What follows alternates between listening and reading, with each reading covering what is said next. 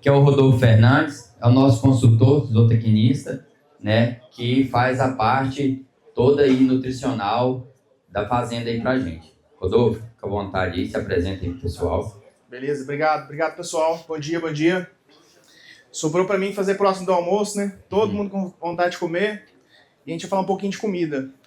Então vou tentar ser breve, o mais breve possível. O pessoal falou bastante coisa já de nutrição, adiantou alguns assuntos. E eu acho que é só pontuar mais ou menos o que a gente faz aqui, para vocês entenderem, gerar as demandas, as discussões, para a gente poder ir para o campo e olhar realmente o que a gente tem feito aqui, né? Deixa eu passar aqui o slide. Cadê o bichinho? Tá, professor. Cadê o... Então assim, ó, só para uma introdução, o que é suplementação? É o ato de adicionar os nutrientes deficientes na forragem e relacionar com a regência dos animais em pastejo. Ponto. Isso aí existe desde quando suplementação. Quem falou isso foi o professor Ricardo Reis.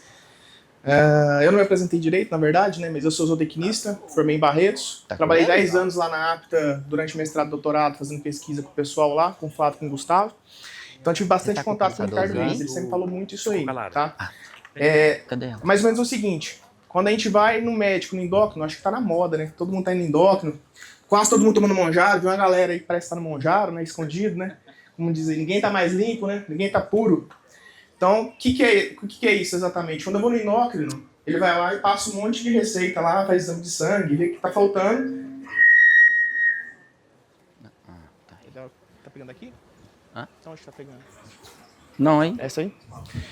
E aí ele dá uma receita. Então, exatamente o que a gente tem que fazer com suplementação é olhar, fazer um raio-x do que está faltando lá no pasto, adicionar isso no suplemento e checar com o que a gente quer com os animais. O que a gente quer com os animais? A gente quer produção de bezerro, a gente quer produção de carne, o que a gente quer, tá bom? Então, basicamente isso aí, tá? Igual a Cortina falou, tá? Aqui a gente faz um básico muito bem feito, tá bom?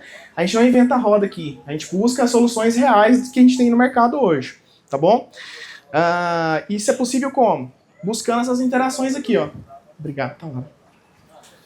Que é, basicamente, um efeito substitutivo, que é quando eu suplemento, uso a suplementação para deixar de comer o pasto, tá? A forragem, e isso não gera um aumento de energia, tá? Eu quero explorar isso, às vezes eu quero explorar isso, às vezes eu tenho algumas situações aqui na fazenda que a gente explora isso. Por exemplo, proteinado de baixo consumo com a vaca é o quê? Eu quero uma vaca extremamente gorda? Eu quero, Carlos. O que eu quero? Uma vaca saudável, não é isso?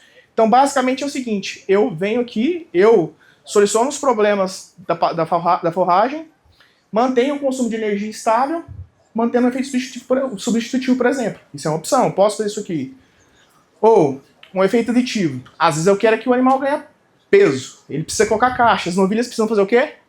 Crescer e desenvolver. Então, eu preciso buscar uma solução nutricional que faça o consumo de energia digestível, ou energia do animal crescer. Então, eu estou buscando, explorando um efeito aditivo. Eu consigo isso com suplementação. Ou, às vezes, eu quero um efeito combinado. Ou seja, eu preciso que o animal ele se desenvolva, mas eu preciso diminuir o consumo de forragem. Então, eu busco um efeito combinado. Ou seja, o consumo de forragem cai, só que o consumo de energia aumenta. Como é que eu faço isso? 0,5% do peso corporal, por exemplo. É uma suplementação que a gente aumenta o consumo de energia final, mas diminui um pouco o consumo do pasto, tá? Então a gente consegue isso aí a partir disso aí. Então, basicamente, hoje, o planejamento forrageiro, o planejamento de resultado da fazenda, tá baseado nisso aqui, gente. Nada de diferente disso aqui, tá? Então a gente busca isso aqui. Então a gente sentou lá atrás, eu e o Cortina. Fazem quantos anos que a gente tá junto já, Cortina? 6, né? 6 anos. Fazem 6 anos que a gente tá aqui na fazenda trabalhando junto com a equipe do Cares, né, pessoal da Reprogen. E a gente vem sentando e planejando. A gente planeja, senta e fala, cara, vamos fazer aqui. Então, quanto vai dar de ganho de peso aqui, nesse nível de suplementação? O que vai acontecer com a forragem? O que a gente espera com o score corporal? O que a gente espera com o ganho de peso dos animais? E faz a suplementação. Pensando nisso também, eu penso no tipo de suplemento. Então, o tipo de suplemento, se eu vou definir se o suplemento é proteico, se o suplemento é energético, se ele tem mais proteína, menos proteína, mais sal, mais enxofre, mais zinco, qualquer coisa desse tipo, é de acordo com a fase do ano, tá? Então, sentamos aqui, isso aqui tudo foi planejamento, gente. Tipo de suplementação, tudo, e de acordo com as fases do ano. Outra coisa que é importante a gente falar é horário e frequência de fornecimento, tá? Então, assim, para isso tudo dar certo, são várias coisas que a gente trabalha na fazenda para fazer dar certo aqui. Cortina, qual é o horário que fornece aqui? a suplementação? Primeiro horário da manhã. Então a gente sempre suplementa no mesmo Horário. todos os Dias. dias. Vocês estão com fome? Vocês estão com fome? Quem come aqui normalmente próximo de 11h30? Levanta a mão. Pode levantar. Quem levanta? Vocês estão com fome? Vocês estão doidos para comer, então? Beleza. Quem almoça 1h da tarde? Quem almoça aqui 1h da tarde? Vocês estão sentindo muita fome? Tá tranquilo, não tá? Beleza. Então, a mesma coisa são os animais, gente. O comportamento do animal é muito próximo de um ser humano, tá? Então, se eu não fornecer todos os dias a comida, a suplementação no mesmo horário, ele vai fazer o quê? Vai ficar aí esperando, certo? E o que é o trabalho do animal, gente? O que vocês acham? É pastejar. A função do animal é pastejar. Então, se eu não fornecer todos os dias no mesmo horário, do mesmo jeito, ele não vai trabalhar. E o resultado não vai vir. Isso é o primeiro ponto, então, que a fazenda faz diferente aqui, é sempre fornecer, então, no mesmo horário, tá bom? Frequência do fornecimento. Então, assim, o Cortina trava alguns suplementos com frequência de fornecimento diferente. Por exemplo, produtos de baixo consumo, ou seja, de 1 grama por quilo, que é mais ou menos assim, um animal de 200 kg come 200 gramas. Para baixo, ele faz o quê? Você faz o quê? Fornece todo dia ou dias alternados? Não, aí fica à vontade no curso, né? Aí o zootecnista que trava o consumo.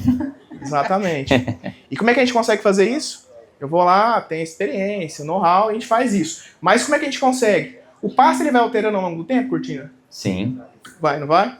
Então, qual que é o benefício, qual que é o grande diferencial então da fazenda hoje que se enxerga para a gente conseguir ir ajustando esses produtos? Olhar o pasto, né? Olhar o pasto. Faz de acordo com o pasto que está na fazenda, né? Então, não existe... Colocamos assim, na seca um suplemento, nas águas outro suplemento, certo? Né? Nas águas até que toca um suplemento, né? A água inteira sem tanta mudança. Agora, na época da seca, a cada 20 dias, 30 dias, a gente está fazendo mudança na dieta, né? Porque a cada 20, 30 dias tem mudança de pasto, de qualidade de pasto. Quem aqui compra produto pronto? Quem aqui, pecuarista, compra produto pronto? Levanta a mão, pode levantar. Beleza. Vocês conseguem comprar produto para 20, 30 dias? É fácil de buscar produto para 20, 30 dias? Não consegue. Então, qual é o diferencial aqui que a fazenda tem hoje que conseguiu possibilitar os resultados que a gente tem hoje ou o manejo que a gente tem hoje? A Fábrica de ração. Fábrica de ração. Aí vocês vão ver assim, ó, ele falou que desembolsou R$3.000 por cabeça, foi isso? Isso. Beleza, R$3.000. Vocês acham que isso seria possível se ele não tivesse a fábrica de ração?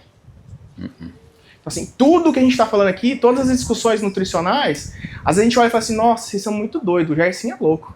Desembolsar isso dessa quantidade de produto é normal no mercado dar 0,5 por um animal de recria, é normal dar 1 grama por quilo para vacada, isso não é normal.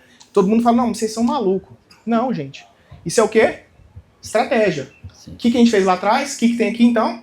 A fábrica de ração. E a gente consegue uma economia. Então, através dessa economia, esse diferencial de economia econômica que a gente tem aqui, a gente consegue fazer tudo que a gente faz aqui, todos os benefícios que a gente discutiu até agora. Então, o ponto de partida foi a fábrica de ração. Porque quando eu venho aqui, a gente já planilhou, né, Cortina? Veio aqui, a gente sentou e fez estratégia. A gente fez toda a estratégia para a seca, para as águas, para tudo. Aí o Cortina, que é um cara muito diferente, tem um olho muito clínico. Ele fala assim, Rodolfo, tem uma coisa diferente agora. Você precisa ir lá e ver o que está acontecendo. Ver se a gente precisa mudar o produto ou não mudar o produto. O que a gente precisa fazer agora? A gente vem aqui, faz a visita e faz os ajustes necessários. Não é isso, Cortina? Positivo. Roda a pastaria, olha o gado, né? E vê o que tá precisando melhorar, né? Lógico que nas águas também tem esse acompanhamento, é lógico, né? Mas criteriosamente no período de seca, que é onde a gente tem uma variabilidade maior, né, das condições das forragens. Então a gente sentou, mostrou como o Dr. Fernando mostrou aqui para nós, sentamos, planilhamos, olhamos os objetivos, definimos o que a gente vai fazer. A gente faz as visitas de cheque e tudo isso é possível graças à fábrica que a gente tem aqui hoje, tá? Então, falando um pouquinho só de frequência de fornecimento, por que a gente tem que sempre fornecer? Gente, aqui ó, quando eu pesava uns 35 quilos menos, e eu nem tomava Monjaro, eu pesava uns 35 quilos menos, eu era estagiário, e ficava olhando o que os animais faziam. Dia todo, até a noite, 24 horas durante 3 dias. 3 dias, certo? Eu tenho uma foto aqui do Gustavo para mostrar para vocês, para ver quem que fazia o magrinho e o Gustavo mais gordinho, quem que fazia análise e quem que não fazia. Mas a gente ficava lá 3 dias vendo o que os animais estavam fazendo. Ver o comportamento animal. Por quê? Porque isso influencia diretamente no resultado, gente. O animal é comportamento. Então a gente pode ver que sempre ele tem 2 comportamentos de pastejo muito interessantes. Obviamente, quando no início da manhã e no final da tarde. Aí, a partir disso, a gente começou a fazer experimentos e falou, bom, o Cortina foi criado todo dia de manhã. Será que a gente não forneceu o produto todos os dias no horário mais quente, que é o horário que ele menos pasteja? Aí a gente vai pegar um diferencial de pastejo aqui e ele vai ganhar mais peso? Sabe qual que é a resposta? Não sei. Nenhum deles foi consistente. A gente fez uns 3 experimentos diferentes. A gente não conseguiu pegar essa diferença de resultado. Só que uma coisa é consistente. Tá vendo aqui, ó? Aqui é o trator. O trator veio aqui no fornecimento de suplemento, ó. O que os animais fazem? Esse aqui, ó, nessa linha tracejada aqui, os animais que estavam consumindo um proteinado de baixo consumo, e essa linha mais clara, um sal mineral. Eles escutam o barulho do trator, a boiada que estava consumindo sal mineral, ó, ou o proteinado, ó, puf, todo mundo pro coxo. Todo mundo foi pro coxo. E as que estavam no sal mineral, não ligaram muito no começo, não. Viram lá o trator, mas depois foram lá consumir o suplemento. Ou seja, comportamento aprendido. E eles... Toda vez que a gente passa com o trator ou dá o horário de fornecimento de produto, eles vão estar na beira do coxo, esperando o produto. Então, teoricamente, o mais importante, às vezes, nem é o horário de fornecimento, mas sim o mesmo horário que a gente fornece, porque eles vão ficar esperando, e isso interfere no comportamento de consumo, tá? O horário é importante, porque senão aí você vai interferir no pastejo. Teoricamente, sim. Teoricamente, igual eu falei, eu não consegui pegar nenhum... A gente fez uns 5 experimentos diferentes para provar isso para o senhor. Nenhum deles comprovou isso. E a gente usou proteína diferente, colocou mais proteína, menos proteína, colocou optigênio, tirou optigênio, ureia protegida, fez um monte de coisa e não melhorou o resultado, trocando os horários de fornecimento. Nada mudou. Só que uma coisa realmente impacta, é o tempo que ele fica esperando lá o produto. Então o que realmente impacta é, se eu forneço todos os dias de manhã, todos os dias de manhã. Se eu forneço todos os dias da tarde, tem que fornecer à tarde, senão isso prejudica o resultado, tá? Mas igual a Cortina falou aqui, acho que é importante falar o seguinte. A gente tem 3 estações diferentes aqui na fazenda. Quando a gente senta e faz o protocolo, a gente faz protocolo para 3 estações diferentes. Que é a estação... O Cortina tem a estação de monta dele. Ele fala para mim, Rodolfo, na estação de monta os animais tem que estar assim, assim, assado. Mas eu tenho a minha estação diferente da dele. O que eu enxergo? O que ele enxerga comigo junto? A estação de águas, a estação de seca, e aí a gente acrescenta mais uma estação aqui, ó. Esse aqui é o pulo do gato. A estação de transição. O Cortina fala muito uma coisa que tem uma certa verdade, certo? Cientificamente falando, não é exatamente o que ele fala, mas tem um fundo de muita verdade, que é sobre a experimentação nas águas. O que você sempre fala para o produto de águas? Que ele não altera muito. Por quê? Não, por causa da qualidade da pastagem, né? Exato. A gente não muda tanto na formulação, né? Por causa do manejo que tem as pastagens. Então, vou rodando o gado e consigo manter, vamos dizer assim, o gado sempre comendo mais ou menos aquela qualidade de pasta, né? Então, a gente não faz tanta alteração nas dietas de águas, né? Então, assim, teoricamente, a maior oscilação de forragem dentro de um sistema de pastejo é no período de águas.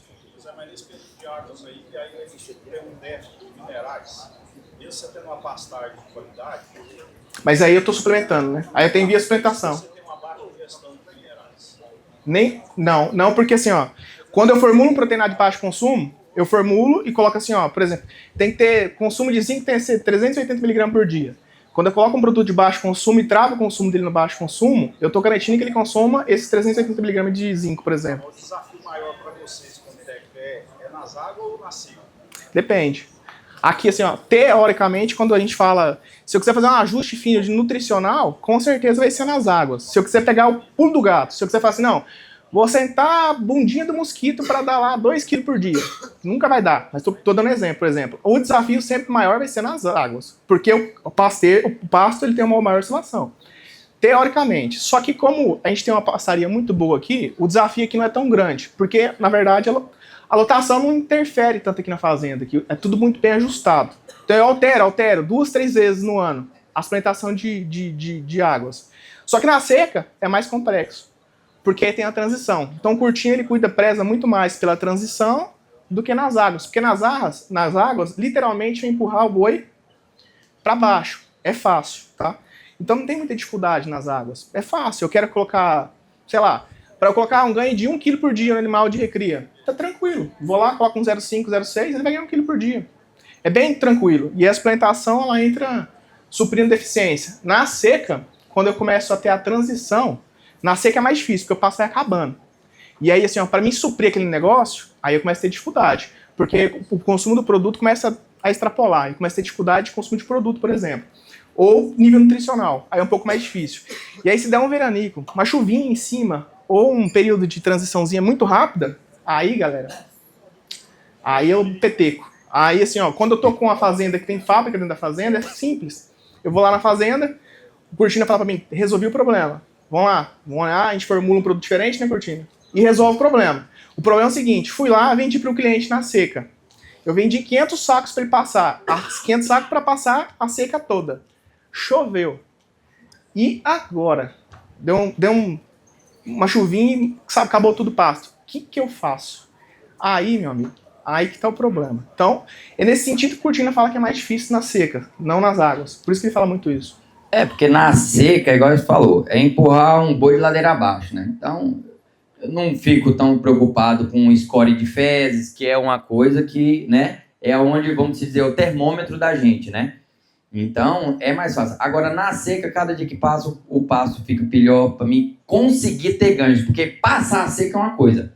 Você ter ganhos na seca de 500, 600 gramas dia, aí é que o bicho pega, né? Então, é onde a gente fica em cima, porque eu preciso de ter esses ganhos para mim conseguir fazer aquilo que vocês viram os resultados. Senão, eu não consigo. Agora, para mim colocar uma bezerra para ganhar 500, 600, 700 gramas nas águas, é o trem mais tranquilo do mundo, né? Agora, você fazer ela ganhar esse peso na seca, aí é desafiador. Isso aí.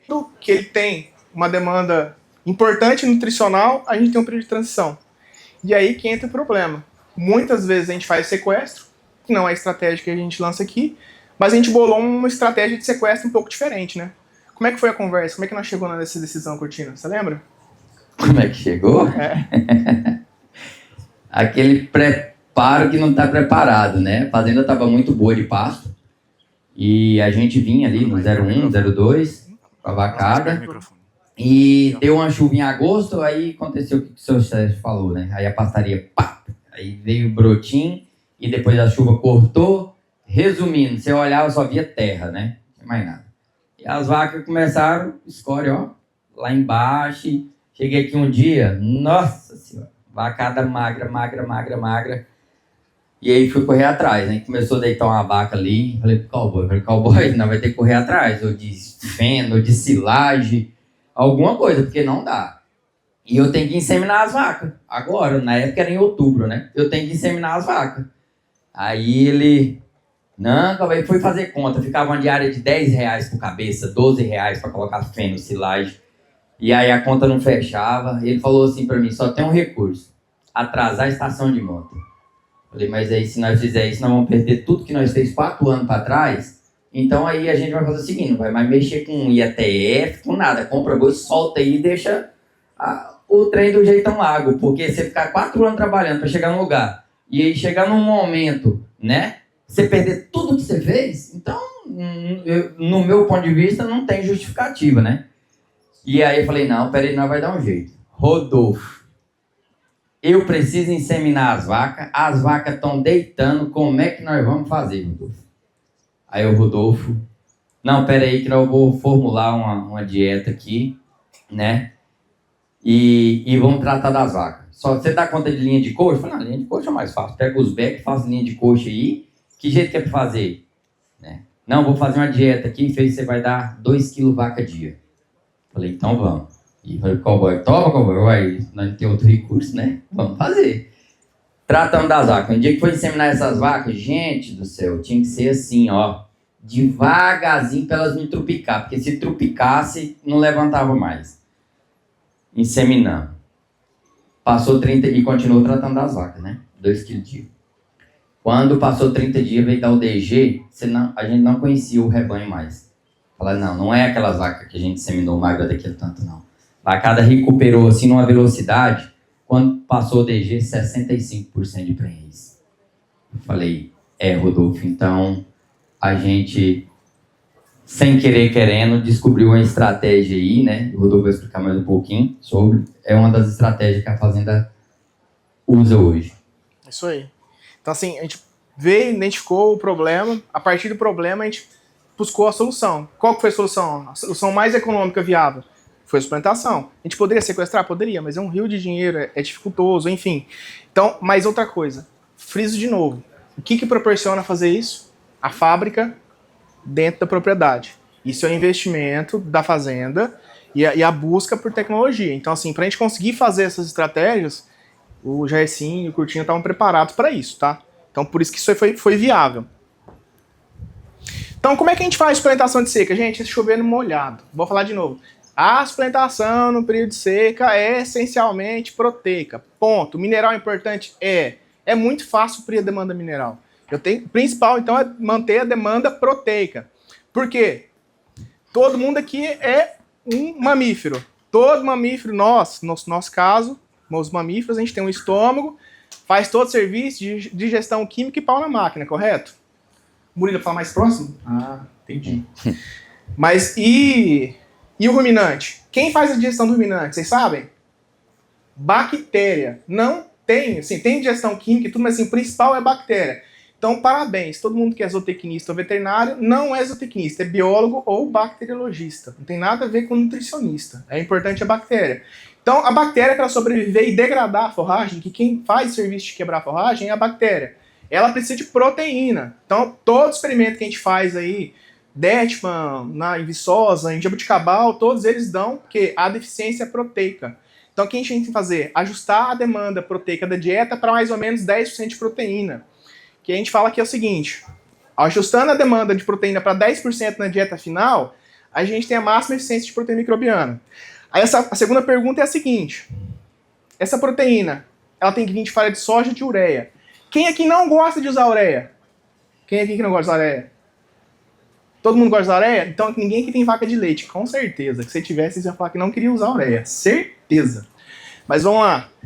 A ureia é importante, por quê? Porque ela melhora a quantidade de micro-organismo. Tá vendo aqui, ó? Esse é um experimento lá de Viçosa, do Detman, que fala caseína, entenda como farinha de soja, ureia, tá bom? Aqui é 100% da proteína em laboratório, vindo de farinha de soja e 100% e 0% vindo de ureia.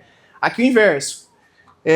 33% vindo de farinha de ureia e 1/3 só, ou 70% vindo de farinha de soja.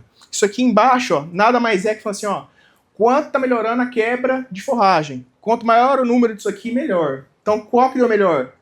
2/3 de proteína vindo de ureia e 1/3 vindo de farinha de soja. Isso aqui, ó, eficiência de síntese microbiana por quilo de carboidrato. Ou seja, quanto de proteína que eu estou fazendo de micro-organismo por quilo de NDT. Basicamente isso. Se eu pegar aqui, ó, o maior número foi para, de novo, 2/3 de ureia. Ou seja, ureia, ela é essencialmente importante para quem? Para o micro-organismo, para degradar a forragem. Isso é importante, ponto. Então a gente tem que colocar mais ureia no suplemento seco. Então, essencialmente, a proteína está vindo de ureia, tá bom? Pronto. Basicamente é isso, gente. Parabéns, vocês aprenderam aqui com a suplementação de seco. Agora é definir a quantidade que vocês querem, porque cada quantidade não vem diferente, certo? Aí, brincadeiras à parte, a gente tem que definir já se é baixo ou alto consumo, muda soja, muda a quantidade de mineral, tudo isso se altera. Mas, basicamente, é ureia. Pensando nas categorias da fazenda que a gente tem hoje... falei de ureia. Aí, assim, ó... Quem que tem fornecimento de produto? Quem fornece proteico pro gado aí? Quem fornece proteinado pro gado? Fabinho, deixa eu pegar você. Seu produto, ele é proteico? Nas águas? Energia, proteico energético. Beleza. É assim, ó... A quantidade de proteína da dieta para o animal de pasto mais suplemento para um pasto de águas, deveria ser 12% de proteína. Vocês sabiam? 12% de proteína. Para ter toda a eficiência que a gente está falando aqui. O pasto, para quem faz análise da parte de folha dele, sabiam? Já fizeram análise para ver quanto tá de proteína numa folha? Já fez? Já fez, Murilo? Nunca? Dá mais ou menos 12, se a pastagem for boa. 11, 12, 13, se for a pastagem muito boa. Se for Tifton, dá muito mais. Mas por que a gente usa suplementação proteica ainda? Se eu falei que só na seca precisa de proteína? Hã? Precisa ser quebrada. Precisa ser quebrada pela bactéria. Também é o seguinte, a planta que a gente utiliza aqui, nesse estado, ou na parte sudoeste para riba aqui do Brasilzão, ela é uma planta que chama planta C4, certo? A proteína dela, ela tá boa parte, ou com a fração muito rapidamente disponível, que é a fração A que parece como se fosse uma ureia, ou uma planta muito ligada à fibra. A gente tem muita fibra no pasto, boa parte dessa proteína está ligada à fibra, ou seja, é indigestível. Então quando eu falo que a proteína do capim ela tem 12% de proteína, ela não tem 12%. Às vezes ela tem menos, ela tem 10, 9. Então, assim, é mais ou menos assim, essa variação a gente está falando de mais ou menos 20% de proteína indigestível e mais ou menos 15% de proteína fração A. Ou seja, 35% da proteína da planta do capim de águas, ou ela não é digestível, ou ela é muito rapidamente digestível e falta proteína. Então, de qualquer forma, quando a gente fala em suplementação de gado aqui no centro-oeste para cima, essencialmente a gente fala em suplementação proteica, ela é muito importante. Sempre vai ter algum nível de proteína no capim, no suplemento, tá bom? Aí pensa nas categorias animais aqui que a gente tem aqui, ó. Hoje na fazenda, Cortinas quer falar e fala pra nós. Acho que é mais sua parte que a minha. Explica pra nós aqui, o que a gente tem hoje? Basicamente a gente tem as bezerras de desmama, né, que vão ser as precocinhas do ano, e as vacas prenhas. Essa é a época do ano agora, né? Vai tirar o restinho de bezerro, vai ficar só vaca prenha e as precocinhas, né? E que são as primíparas, secundípara e multípara. Resumiu. Como é que a gente faz aqui a suplementação? Mostra pra eles. Como é que a gente faz para cada categoria? O que a gente fornece aqui? Precocinha, desde a desmama até ela deixar de ser... Quando ela vira secundípara, 0,5, diretão o ano inteiro, certo? Então, ela desmamou, ela vai comer 0,5% do peso vivo dela. Porém, quando ela chega na faixa dos seus 300 quilos, por exemplo, vou desmamar uma bezerra agora 250 quilos, beleza. Então ela vai comer lá 1,250 kg, né? Vai até ela chegar nos seus 300 quilos. Isso coincide com a época que as chuvas chegam e melhoram os pastos. Então quando ela chega no consumo lá no peso de 300 quilos, que ela vai estar consumindo, para ela estar consumindo o seu 1,5 kg, a gente trava esse consumo em 1,5 kg. Então ela vai subir no peso, ela vai lá para os seus 320, 350, 380 quilos, comendo 1,5 kg. Então, a gente chega no 0,5 e depois ele vai virando 0,4, 0,3 e vai baixando, né? Nas precocinhas e nas precocinhas. E as primíparas, consequentemente, a mesma coisa. É travado 1,5 kg.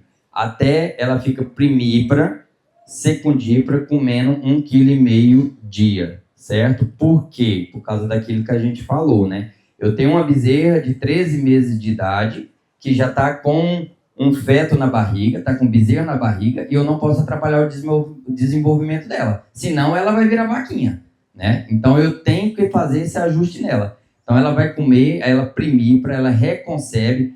Então aquelas taxas de primípara que vocês têm, é fator disso aqui. Elas comem 1,5 kg dia, certo? Tem que comer, senão não vou ter reconcepção. É o que o Penteado falou. Tem que ter genética e nutrição. Milagre não vai acontecer. Eu pegar uma bezerra, emprenhar ela, 250 quilos, e aí soltar ela lá no pasto. Mas meu pasto tá bom. O pasto não vai dar conta de fazer a suplementação necessária que ela precisa para o desenvolvimento dela. Não é isso, Dô? Isso aí, exato. Então a gente suplementa ela até ela virar secundípara. Aí agora eu tenho as secundíparas. Tratei dela secundípara, porque ela pariu, reconcebeu, agora eu arranco o bezerro dela, ela vai para multípara. Aí ela volta para o 0,1 do peso vivo dela, que é o que a vacada multípara come o ano inteiro, né? 0,1% do peso vivo. Em torno lá de suas 500 gramas dia. A Cortina adiantou, quase acabou a palestra agora já. Foi lá na frente. Resumiu tudo. Mas é basicamente isso. Então assim, ó, não tem milagre, beleza? Aí vocês podem perguntar o seguinte, ela não fica gorda? Vocês devem pensar nisso. Porque a gente tá dando 0,5. Elas ficam gordas? Elas não estão engordando demais? Cadê os meninos da reprodução? Tá muito gorda? Não tá. Por quê? 0,5, vamos falar assim, travou em 1,5 kg. Começou com 0,5, vai lá, virou 0,3. 0,3% é mais ou menos aí uma dieta de confinamento de 85% de volumoso e 15% de concentrado. Isso é muito pouco. É pouquíssimo. Então tá tudo tranquilo, tá? A pergunta é a seguinte: quando elas são primíparas, que estão comendo esse 1,5 kg, os bezerros bezerros têm acesso, eles competem com ela, eles comem uma parte desse suplemento dela? Positivo. É a mesma linha de coxo. Na verdade, a partir do momento, ela nem come mais esse 1,5 kg, porque você já vai comer um tanto também. Isso, conforme um exemplo, a bezerrada vai crescendo, né? Ele vai competir com ela ali. Então ela vai comer menos. É lógico que a diferença de peso é muito grande, então a competitividade vai sobrar muito pouco para os bezerros, na verdade, né? Entendeu? A gente não usa clipe, igual eu falei, mas eles vão comer junto com a mãe ali, né? Quem come proteinado, quem come 1,5 kg. Só que quando você coloca essa linha de coxa aí, e a diferença de peso da mãe para o filho, acaba que, vamos dizer assim, os bezerros vão beliscar, né? Quem vai comer mesmo é ela. Exatamente. Tranquilo. Aí a segunda pergunta que vocês podem perguntar para mim é o seguinte. Já ouvi falar assim, ó, e a ureia? De novo a ureia, porque a ureia é uma pergunta constante. A ureia, ela não prejudica a reprodução? Muita gente tem essa dúvida. A ureia prejudica a reprodução? Sim, ela prejudica a reprodução da mesma forma que beber álcool todo dia mata a gente, em excesso. Se eu errar na mão da ureia e colocar mais que eu deveria, com certeza eu vou ter problema. Mas para eu ter problema com ureia na reprodução, eu tenho que aumentar o nível de N-ureico do sangue para 20 mg por decilitro, bastante coisa. Eu não consigo fazer isso no pasto. É quase que impossível aumentar a quantidade de ureia para conseguir chegar nesse nível de N-ureico no sangue. Porque esse nitrogênio que está no sangue e via ureia, ele vai fazer mudar o pH uterino e vai dar todo o problema. É isso que altera. Mas a quantidade de ureia que a gente coloca no produto não é suficiente para isso. Então, pelo contrário, a ureia, ela quebra capim. Capim vira energia. Energia vira propionato. Propionato melhora a reprodução, porque ela dá mais energia. Então, pelo contrário, ela sempre vai melhorar. Então, a ureia aqui, no caso, ela não é um problema, certo? Outra coisa que a gente faz aqui, ó. Aí a multípera é 1 grama. Aí vamos falar um pouco de produto. Aí aqui é basicamente a composição do produto aqui. Lembrando, na fazenda aqui a gente usa subproduto. Você deixa usar subproduto aqui? Não. Não. Deixa? Assim, não. Se eu usar subproduto aqui, o Gersinho briga comigo. Não deixa eu usar. Então não tem. Então aqui toda a suplementação é milho e farelo de soja. Ou seja, só o melhor, certo? A gente faz o ajuste de minerais, mas toda a parte de farelo é só milho e farelo de soja. Ou seja, só o melhor que tem. Não tem errada. Esses aqui são os ajustes que a gente faz aqui, ó. Tá? Então, basicamente, esse é um produto de médio consumo. Aí, assim, ó. A gente vai falando aqui, ó. A gente tem muito produto comercial, às vezes, que na seca, por exemplo, 3 gramas, a gente utiliza essa quantidade de proteína, tá vendo? Tá dando aqui 28% de proteína. Mas por que a gente consegue fazer isso aqui na fazenda? Porque a gente faz na fazenda. Então a gente tem um produto com custo menor, isso propicia um consumo melhor. Você lembra que o Cortina falou que ele dá todo dia esse produto? O que eu faço quando eu ajusto a quantidade correta de proteína? Sabe que a voracidade do animal... Assim, ó, vocês já forneceram um produto de 1 grama por quilo de baixo consumo no coxo. Com certeza já forneceram. E aí começa a explodir consumo demais, não começa? Aí a primeira coisa que você fala é o quê? O que é? Quem falou aí? O senhor falou? Quem falou? Sódio. Aí a primeira coisa fala, poxa, vou aumentar o sódio. Aí todo mundo vai lá e sal branco. E um produto de 20% de proteína. O que eu falei que a gente precisa na seca? Proteína, certo? Em vez de aumentar a proteína, aumenta o sódio. Ou seja, eu criei 2 problemas. Eu travei o consumo do animal, ele não vai estressar a real potencial dele e ele vai continuar forçando a consumir mais. Quando eu deveria aumentar a proteína. Porque na seca... Essencialmente, o consumo ele vai explodir por demanda proteica, tá? Então a gente basicamente supre toda essa demanda.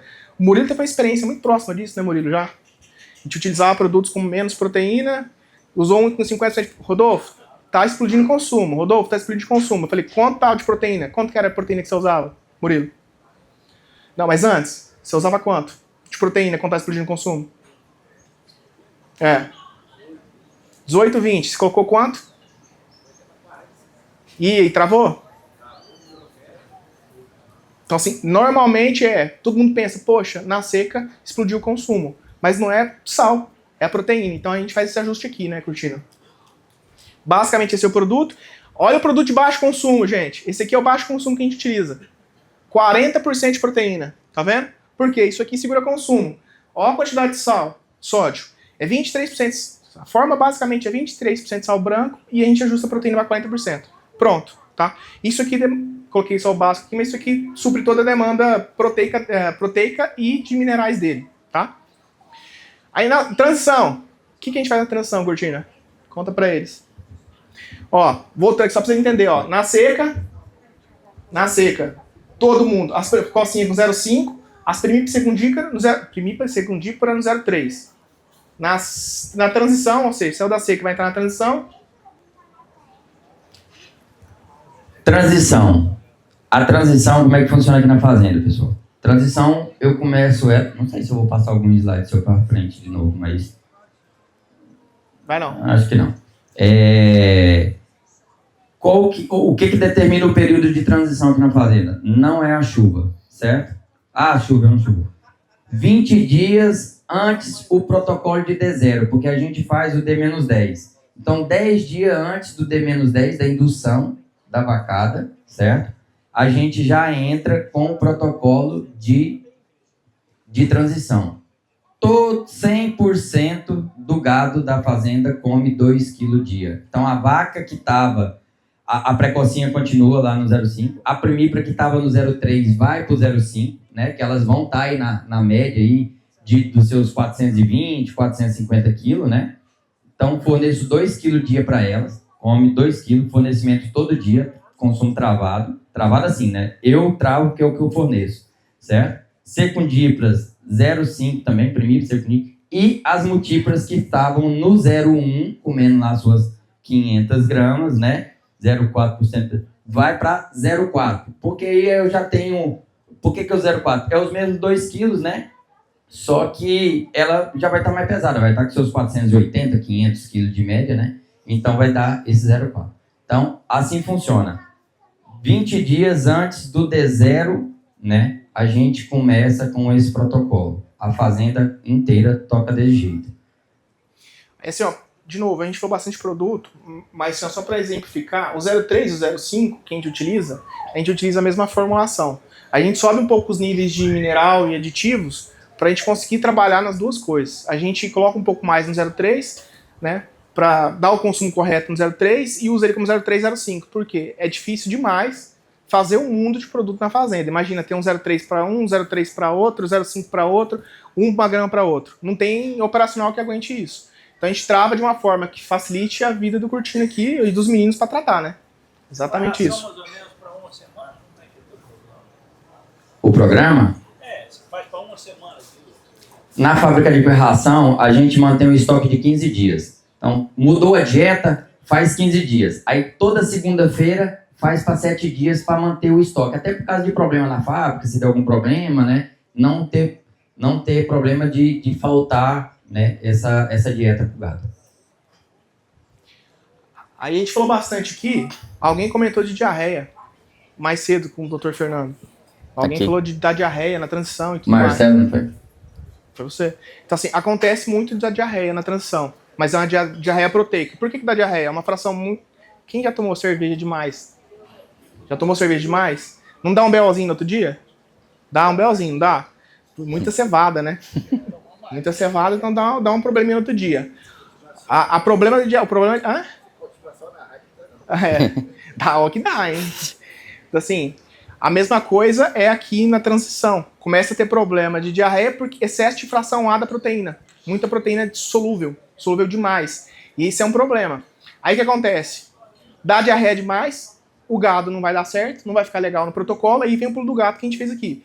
O protocolo foi ajustado para a transição. O que é? Uma proteína menos solúvel, certo? Um produto mais palatável. Por quê? A gente tem problema de consumo quando dá o broto? Dá problema ou não dá? Começa a vir um broto, o gato faz o quê? Ele gosta de broto, ele nasceu para pastejar, certo? Então o desafio é fazer ele consumir, não é isso? Uhum. E aí a gente fez um produto especificamente que fosse dar consumo, que a gente lança a mão de diminuir a quantidade de aditivo, diminui um pouco o mineral e usa praticamente nada de ureia. Eu uso só para ajustar a fração. É 0,5% a 1% de ureia só na formulação, mas eu uso um pouquinho, certo?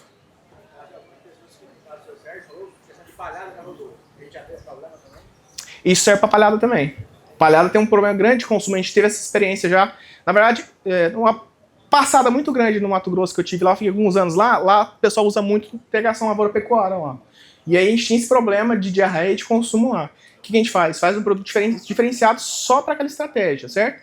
Então, assim, o produto, inclusive, da integração pode ser até diferente disso. O mineral pode ser pouquinho também, porque ele tem uma carga mineral bem bacana. Então, assim, é só um ajustezinho. Hã?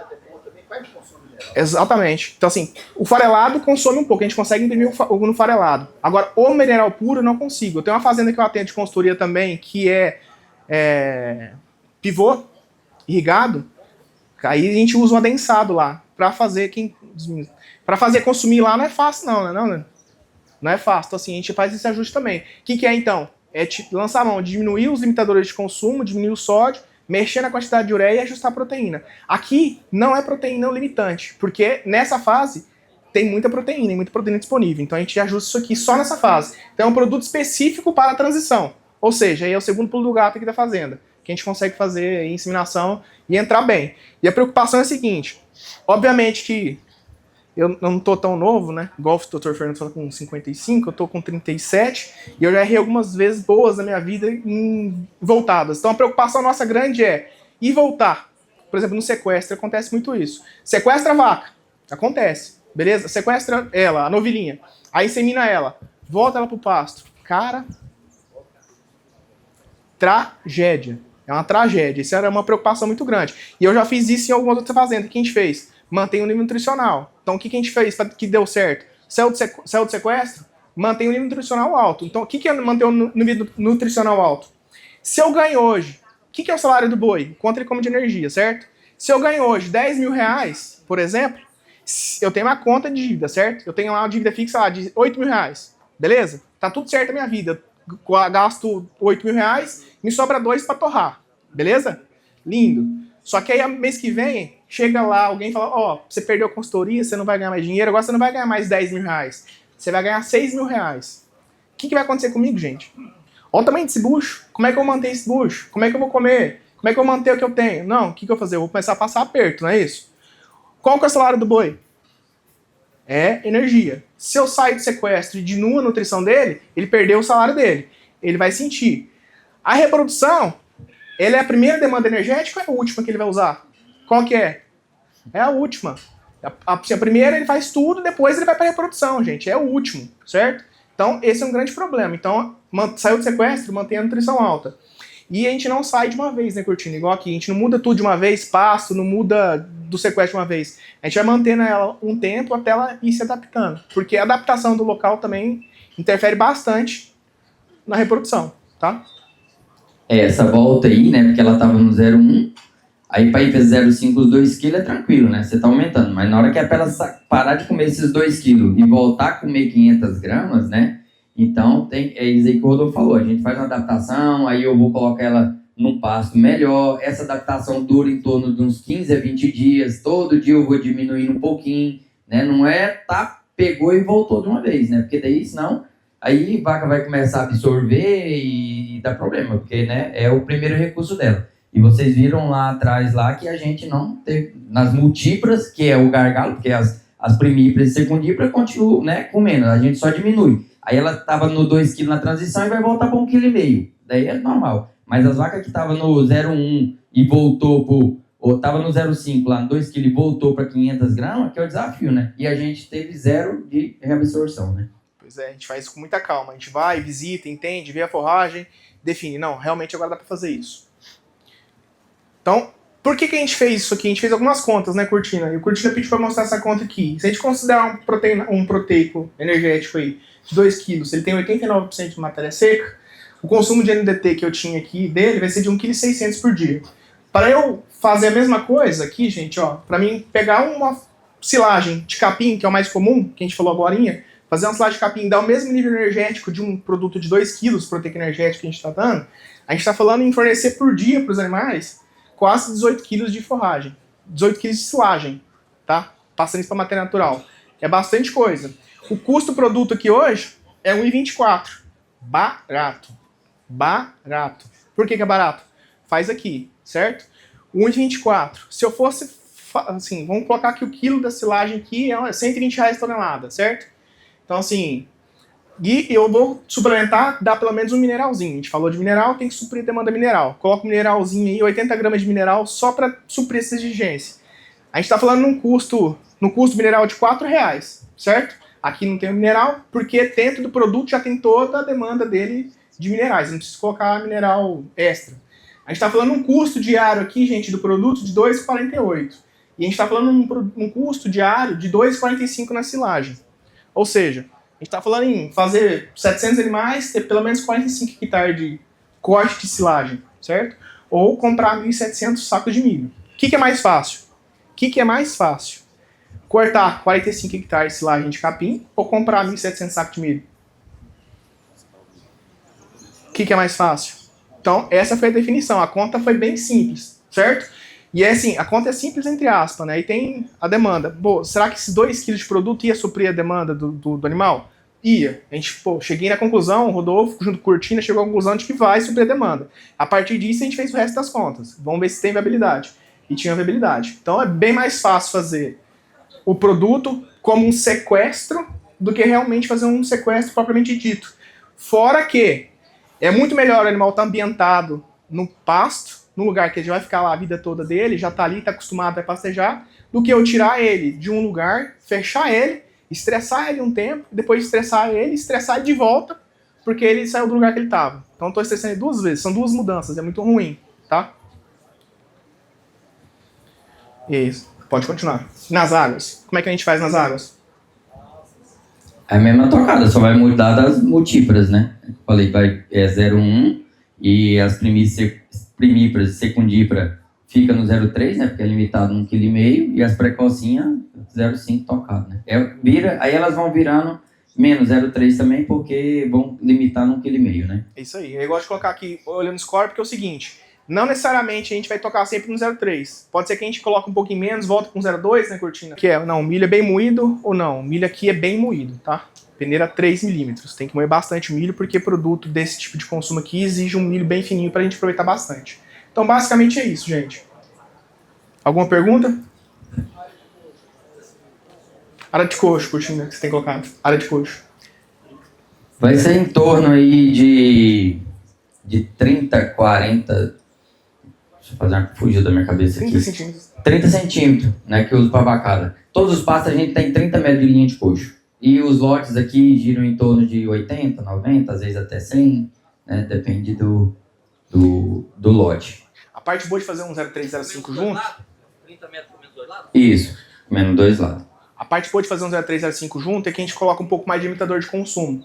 Aí assim, ó, o 0,305, a tendência é chegar e comer de bocado e ir embora. Quando a gente coloca um pouquinho mais de limitador de consumo no 0,305 nas águas, então dá tempo de todo mundo comer um pouquinho. Então não é aquele desespero, comeu, vai embora. Come e vai mais tranquilo, né? Experiência boa aí do Mato Grosso aí, que o pessoal já fazia bastante isso. Então a gente preza muito nisso aí.